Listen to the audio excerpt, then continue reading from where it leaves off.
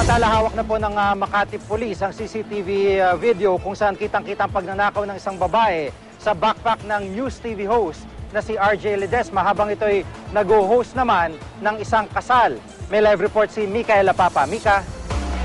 Kita sa CCTV nakuha ng Makati Police ang pagpasok ng isang babaeng nakaputing blouse sa lobby ng The Peninsula Manila Hotel pasado alas 7:30 kagabi. 30 minuto lang ang nakalipas, lumabas na ng lobby ang babae. Bit-bit ang isang itim na backpack na tugma sa nawawalang backpack ni RJ Ledesma, host ng GMA News TV show na Best Men. Ayon kay Ledesma, ipinagkatiwala niya ang bag sa mga organizer ng kasal sa foyer. Hindi raw niya kilala ang babae sa CCTV video.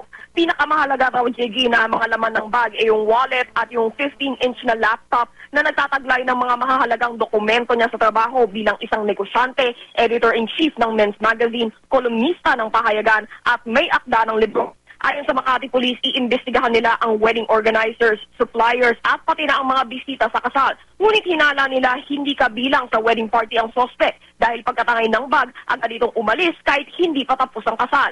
Ikukumpara rin nila, Jiggy, ang insidenteng ito sa isa pang kaso ng nakawan sa isa pang hotel sa Makati noong nakaraang buwan. Nakiusap naman si Ledesma sa tumangay ng bag o sa kung sino man ang makapagbibigay ng impormasyon kaugnay rito na dumulog sa tanggapan ng GMA radio station na DZWB.